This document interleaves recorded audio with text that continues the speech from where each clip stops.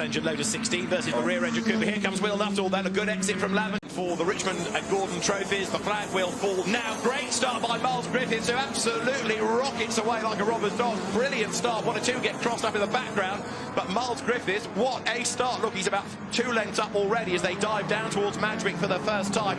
That was an absolutely perfect start. Oh, well, who's that? Who's one of them just gone onto the grass, but otherwise a clean start. So the Lotus 16 back on the track. Yeah, Lotus 16 making a great getaway, but now Will Nuttall, he might have been mugged off the line, but he's not taking this line down, is he? So you've got the top 3 already, look, breaking away. Rudy Friedrichs going with the 2 race leaders, but a great pace then as they come up towards St Mary's for the first time. It's Miles Griffiths in the lead, but the Lotus 16 is going to have to become rather wide in a moment, I fear, because Will Nuttall here, Charles, crawling all over the back of him.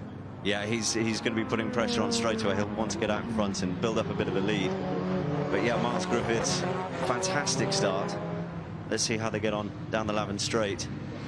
So the front engine Lotus 16 versus the rear engine Cooper. Here comes Will Nuttall, then a good exit from Lavin. He's going to be up alongside. He's got the inside line for Woodcote. Is he going to be able to outbrake the Lotus? Is Miles Griffiths on the outside line, on the inside Will Nuttall as they get to the braking area. Rudy Friedrichs with them as well. In these cars, of course, not affected by aerodynamic appendages, so they can run together quite nicely. Change for the race lead at the end of lap 1. Will Nuttall goes through, but Miles Griffiths fights back, does he? He has a look on the inside at the chicane, and Rudy Friedrichs is right there, so it's 3 for the race lead at the end of lap 1. Fantastic. It's a wonderful start.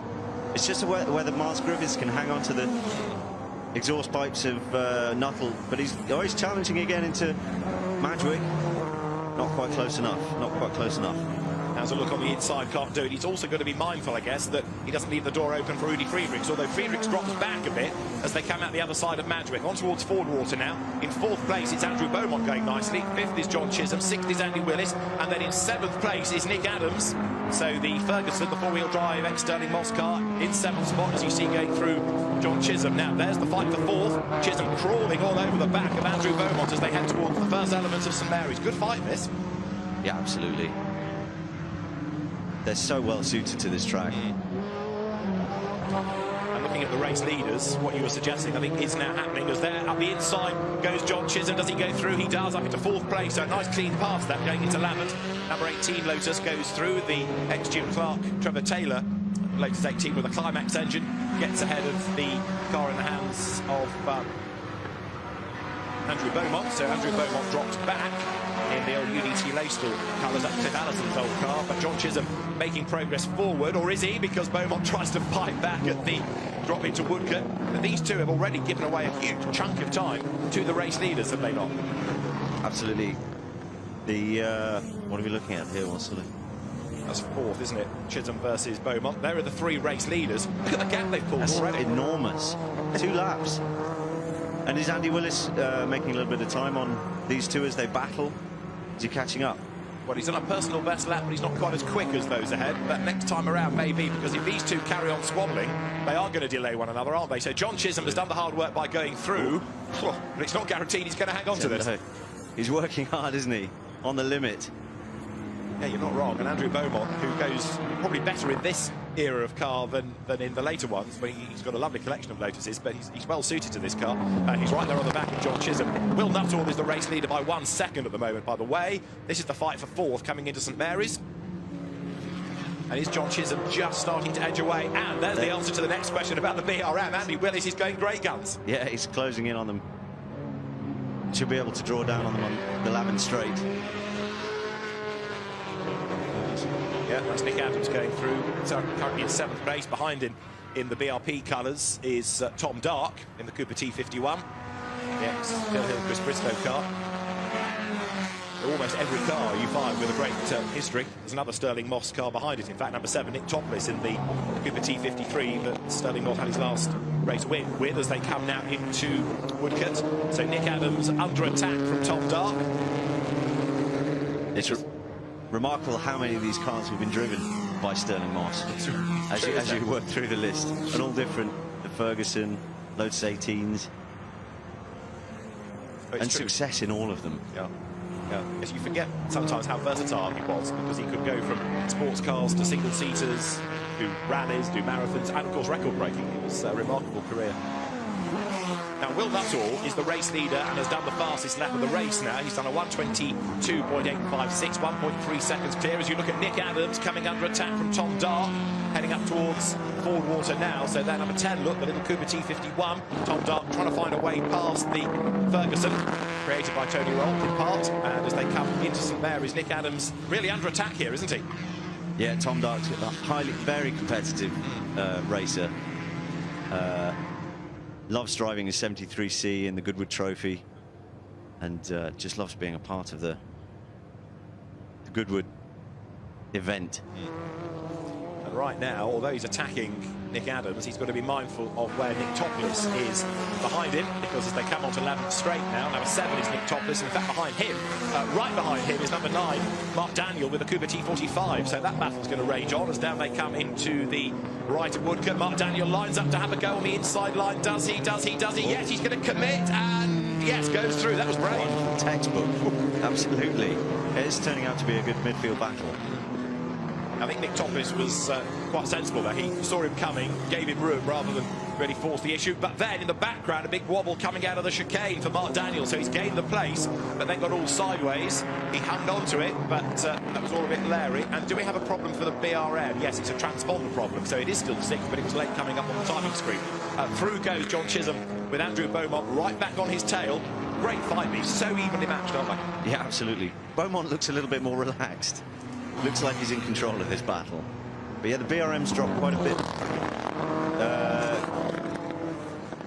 It's dropped away from them, hasn't it? Quite a long way now. What, 4 seconds or so it's dropped back. So maybe it has got a glitch somewhere. But I just wonder, you say about Andrew Beaumont looking more relaxed. Maybe this is all because it's easier to chase than be chased. You know, he absolutely. About the pressure. He can just apply that pressure. And each of the drivers have got to have so much trust with open wheel racing like this. At these speeds, they've got to have so much trust with one another. Yeah. And again, we're talking skinny tyres. It's a chilly day, so there's not much temperature in the rubber, what rubber there is, nor in the track itself. John Chisholm there just covers the not quite right line down towards Woodcote. There is Andy Willis, who is being caught now by Nick Adams. So rather than the BRM catching, he's going to have to go defensive. Can Nick Topless get back ahead there of Mark Daniel? Not into Woodcote, nor at the chicane. So he's staying in the wheel tracks for the moment. We're almost at the halfway point as well, not too far off half distance as the cars come out of the chicane. But Will Nuttall now just driving off into the distance, isn't he? Nearly 4 seconds clear of anybody else. Yeah, it's a commanding lead. Unlikely to be unassailed, I think. Nick Adams under attack then. Tom Dark coming back at him. And they're trying to catch the BRM. 1.4 seconds between Andy Willis and Nick Adams. As Andrew Beaumont again, look, coming through Ford Water up towards St Mary's. Looks like he's got the speed. A tighter line as well there. So Beaumont is building the attack, isn't he? Yeah, each time you've got to think about 3 or 4 corners ahead, haven't you? But he just can't quite make anything stick at the moment. But then he may be waiting till he may know that he's already got the speed. He may be waiting till later in the race. True enough, yes, because there is time enough to do this. So Andrew Beaumont with the Ronnie Peterson-style helmet, one of many big Lotus enthusiasts that are here this weekend, comes down towards Woodcote once more. So we're working lap 7 as far as the leader is concerned, lap 6 as far as these drivers are concerned into Woodcote. They brake, they turn in, and on that section, John Chisholm just with a length of 2's advantage over Andrew Beaumont, but certainly Andrew has not given up as he tries to bring down the margin once again. Yeah, I sense he's biding his time. Yeah, I think you might be right about that, although John Chisholm was on his toes early on, wasn't he, to find a way past. These two locked out 4th and 5th on the grid, so you know they were together side by side at the start of the race, and here they are together on track. And interestingly, John Chisholm was over a second quicker in qualifying than Andrew Beaumont, but he just can't get away. Yeah, maybe the adrenaline of the race. Possibly so, because you do find some drivers are better racers than qualifiers, don't you? Possibly, yeah, absolutely. Oh, a big moment there. So that was Tim Bailey saying to the race leader, Will Nuttall, go past me on that side. And Will Nuttall does exactly that. So he's built the gap. He can afford to be, if needs be, circumspect in the traffic. He doesn't have to commit, because he has enough of a margin in hand now, over 4 seconds. But this is a masterclass in how to drive one of these cars, isn't it? Yeah, it still doesn't look like he's slowed down at all. Right. car owned by Giorgio Marchini comes now out of the chicane. So Will Nuttall up towards the line. As I say, he's done the fastest lap of the race from pole position, and the lead gap was going up and up and up. Miles Griffiths in the Lotus 16. There he is in second place. It's still a beautiful looking car, that the cigar-shaped Lotus 16, 4.8 seconds back. And there third is Rudy Friedrichs, who's also rather self-isolating now. He's not catching anybody, nor is he being caught, sadly. Well, that's, I mean, there's so... Ooh. There we go. That is Tim Bailey, isn't it? JW Maserati. Yeah. Is he going to get it going again? Yep. Thankfully, not too much drama. No, gets it. Make sure he gets back on. Yeah, away he goes. Tail wags as he applies the power. The Brian Naylor, Fred Wilkinson created JBW Maserati. And how did he get there? He just ran out of road, didn't he, at Madgwick? Big slide. Back overtakes front. All's well that ends well. Yes, indeed. First man on the scene, I think, Rudy Friedrichs, who found a car where he wasn't expecting one. But yes, the car slides across out of harm's way. Thankfully, there wasn't much traffic at the time. The race leader then, so Will Nuttall. We were talking about him pre-race, Charles, and saying how good he was as one of the next generation of historic racing stars, and here is more evidence of it. Yeah, absolutely. He's clearly got a bright future ahead of him in historic racing. I mean, and it's an important car. There's so many important cars on this grid. That was Bruce McLaren's car that he used for the 1960 season. Okay. Obviously, Cooper dominating. And Rudy Friedrichs in third is in Brown's championship winning car. So that's right, yeah. Yes, all of this history all coming together on one grid. You know, there's a book on every car. And oh dear, oh dear, oh dear. That is not a happy sight, I'm afraid. With a wheel off, this could well be a safety car, couldn't it, now, yeah, to absolutely retrieve things. Looks like he's might be a bit shaken, but he's getting out of the car. Driver okay, walks away. Now that's coming through St Mary's, isn't it, up towards Lavant. So the fear would be that he ran wide at St Mary's, got it wrong, and has hit the bank. I'm trying to work out I can't see the number. who it is and what it is, yeah. It might actually be... is that Paul Griffin's? 51. Could be. We'll piece it together in a moment. As there is number 20, then Will Nuttall, the race leader. Now, if we do have the race needing to be neutralised, of course, that will bring his lead gap right down. I'm sure he'll be able to rebuild it, but it's a real shame when we see a car damaged in that way by the side of the circuit, of course. Yes, and if it's Paul Griffin's car, then yeah, it's another ex-Moss car. Safety car deployed. Safety car, yeah, understandably. Yeah, indeed. So if it's a long safety car period, the clerk of the course does have the provision within the regulations to add 3 minutes for every 5 minutes of safety car running on at the end. So although the clock ticks on down, we're at 7 minutes now. 5 minutes, you have a little bit more time just tagged on, depending on how long it takes to retrieve the car in question. So, race order then. Will Nuttall leads from Miles Griffiths, and then there, Rudy Friedrichs. And the battle for fourth also, of course, just has to calm down for a moment. Yeah, take a breather. Yeah. No overtaking while the safety car is on track. John Chisholm and Andrew Beaumont come through. They'll, of course, start to catch the traffic ahead here. John Chisholm doing it absolutely right with his hand in the air. And Andrew Beaumont saying, go on, hurry up, catch the cars ahead. You're meant to be no more than 5 lengths behind the traffic. So there, look, now the lead gap has come right down. It was 7 seconds, and now it's about 7 inches. Yeah, but it's hard to think that Will isn't going to run away with it, unfortunately. Yeah, I mean, what he's proved so far is he's got the pace, he's got confidence in the car. Miles Griffiths certainly attacked when he could early on, but having lost that lead, you posed the question, didn't you, whether he could hang on to the coattails of Will Nuttall. We've had the answer, really. Yeah, absolutely. Dominant. Yeah. So up towards the incident zone they come. So, of course, first of all, you have to get the cars in a line, then the recovery vehicle can be deployed. It's an interesting place to have ended up. Perhaps he got onto the grass as he came around St Mary's. Unless it was mechanical in the wheel. But no, he's come off at the wishbones, hasn't it? So he's obviously hit something. Yeah. So while we've got the safety car out, we can, as you say, catch breath. Just talk to me, if you would, about putting a grid together like this. How do you go about finding a grid, especially in the times we've got at the moment? I mean, do you go to the owners? Do they come to you and say, I've got a car and I want to race? How do you go about finding a grid? How does it work? Well, I mean, we obviously have quite a large database. I think it's upwards of 20,000 different people. Wow. Owners, drivers, VIPs, etc. So, yeah. And you know, we each have a list in our heads as well, because we have to be involved within the industry. We're talking to preparers, we're talking to drivers, owners. So yeah, we've got a rough idea of how the grid should look. We try and change them thematically for certain events. You know, especially members meeting, there's a bit more freedom in terms of how you can. But whether there's anniversary, Sterling Moss, for example, a couple of years ago, so we went heavy on Sterling Moss cars. So that informs the decision as to whether there's a particular anniversary or theme. And yeah, then we start putting the word out. We start talking to preparers and owners, see who's interested, and yeah. So I mean, it's an interesting process, and particularly with this, you know, the current situation, because so many people have been furloughed, and even those that are working part-time and they're working from home, they don't have the same access to.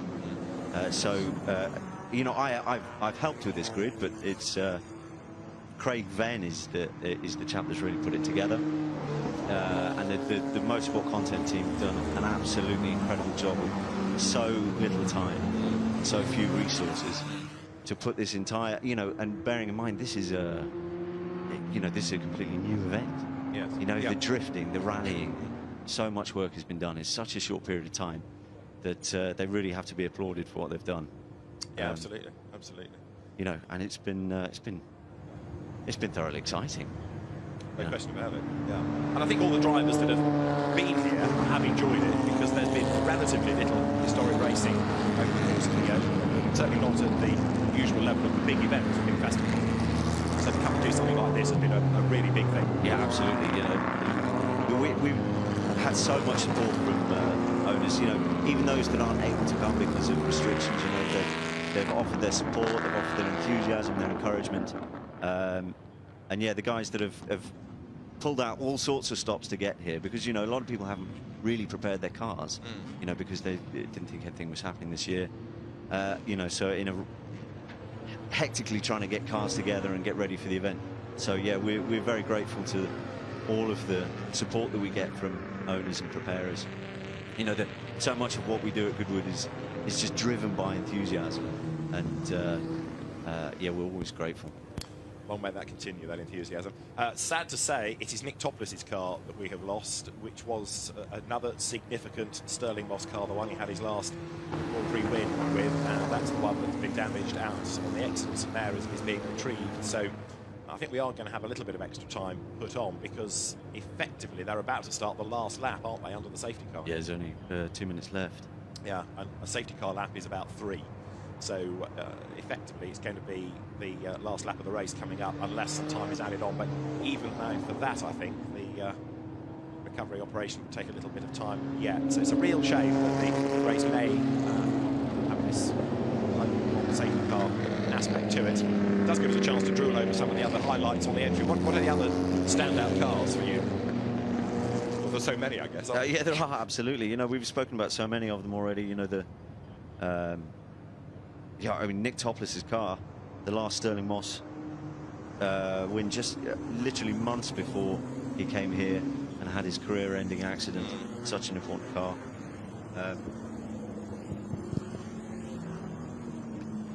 250F there, that's the Simon Diffie-driven car a lap down.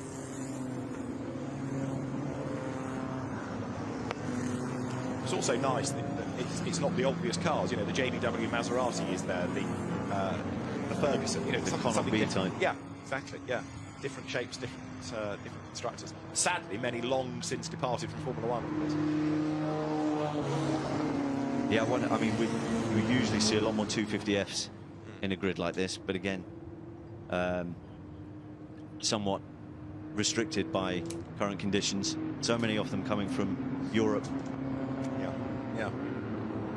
I think it's incredible what has been assembled, not just on this grid, but the whole event, with people from far and wide. And of course, many of the manufacturers bringing cars for the demonstrations.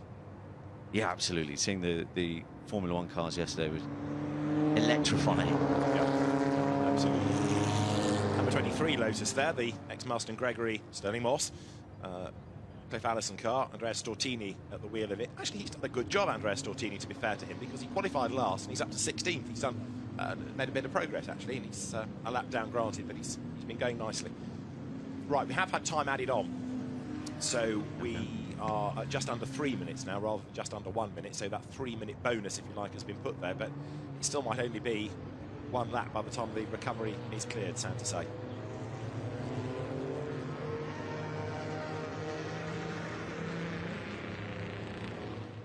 There's safety car aboard. The yellow flag continues to wave. The Lotus 16 with Miles Griffiths in second place. There's another of the Lotus 16s you'll see, which is Marshall Bailey's car. That's a lap down. The old Ennis Ireland, Alan Stacey, Graham Hill, even David Piper car. 17.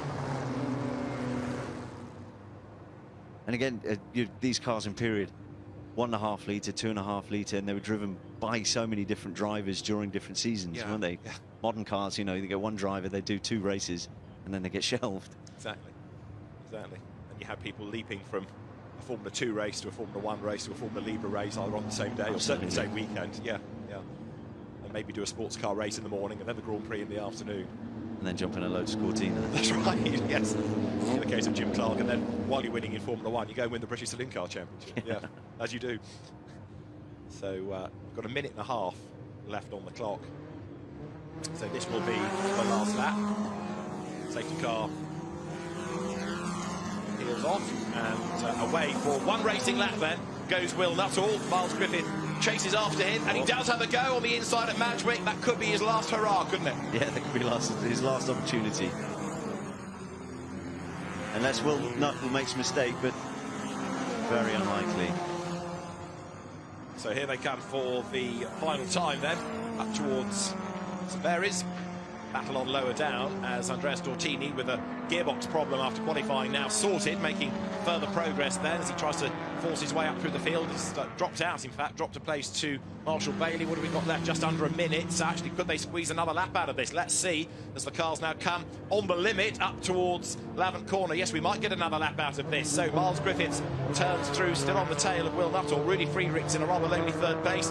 Look back for fourth. Where are we? Because there, Andrew Beaumont has got ahead of John Chisholm on the restart. Oh, yeah, I didn't see that. John Chisholm fighting back there.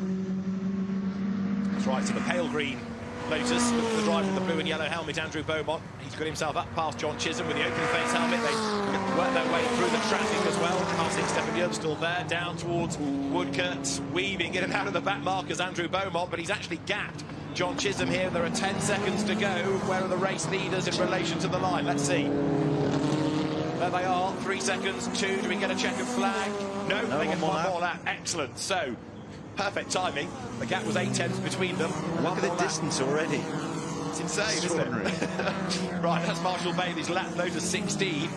Getting out of the way of Andrew Beaumont. And John Chisholm now thinks, oh no, don't get on that line because I need to get past you. I'm in a big, big hurry. So that, I think, really has secured it now for Andrew Beaumont. And he's worked hard for that place over the race. He really has. Bided his time. But John's got far too much work to do there, I think. Yes, even allowing for any more back markers, I don't think it's going to be the case. And that's Nick Adams. The Ferguson has now no wheel drive in a sense because it has stopped. So right on the edge of the road, Nick Adams, his Goodwood bad luck has struck again, I'm afraid to say. Nick going no further. There are the race leaders. Will Nuttall is heading for victory in the Richmond Gordon Trophies. Griffiths really trying to hang on. Yeah, you can't fault the commitment, can you? He's wringing everything out of that Lotus 16. It might not be cooperative in terms of its outright pace, but Miles Griffiths, winner of the Spa 6 Hours. I can't see any other cars in the distance. Absolutely. And Miles is closing back up again. Look, as they come into the chicane, the flag is going to be at the ready this time then. So Will Nuttall checks the mirror, sets the car up, goes into the right, into the left of the chicane, up now towards the timing line. And the Richmond and Gordon Trophies are going to be won then by Will Nuttall after a great drive. Comes across the line ahead of Miles Griffiths. The gap at the flag, 0.4 of a second.